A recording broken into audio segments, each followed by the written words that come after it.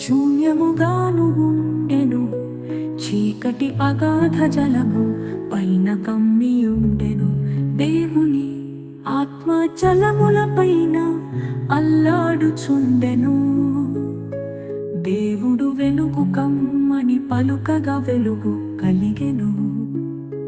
వెలుగు మంచిదైనట్టు దేవుడు చూచెను. దేవుడు వెలుగును చీకటిని వేరుపరచెను. దేవుడు వెలుగునకు పగలని, చీకటికి రాత్రి అని పేరు పెట్టెను. అస్తమయమును ఉదయమును కలుగగా ఒక దినమాయెను.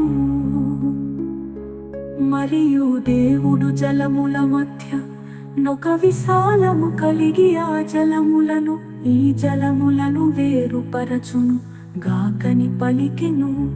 దేవుడు ఆ విశాలము చేసి విశాలము క్రింది జలములను విశాలము మీది జలములను వేరుపరపగా ఆ ప్రకారమాయెను.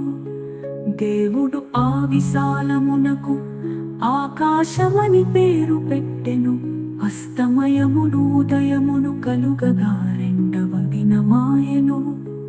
దేవుడు ఆకాశము క్రిందనున్న జలము ఒక చోటనే కూర్చబడి ఆరిన నేల కనబడును గాకని పలుకగా ఆ ప్రకారమాయెను. దేవుడు ఆరిన నేలకు భూమి అని పేరు పెట్టెను.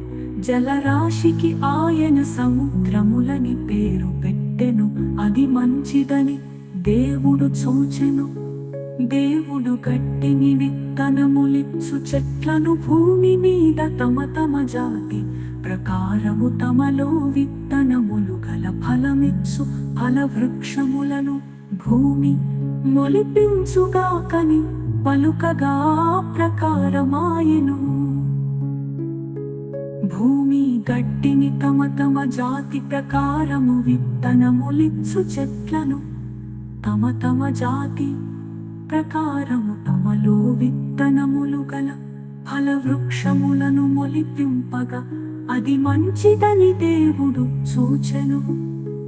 అస్తమయమును ఉదయమును కలుగగా మూడవ దినమాయెను. దేవుడు పగటిని రాత్రిని వేరుపరచునట్లు ఆకాశ విశాలమందు జ్యోతులు కలుగును గాకనియు అవి సూచనలను కాలములను దిన సంవత్సరములను సూచించుటకై యుండుగాకనియు భూమి మీద వెలుగిచ్చుటకు అవి ఆకాశ విశాలమందు జ్యోతులై యుండుగాకని పలికెను.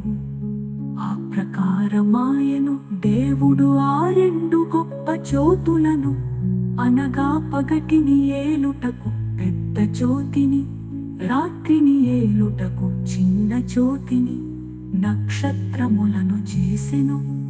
భూమి మీద వెలుగిచ్చుటకును పగటిని రాత్రిని ఏలుటకును వెలుగును చీకటిని వేరుపరచుటకును దేవుడు ఆకాశ విశాలమందు వాటి నుంచెను. అది మంచిదని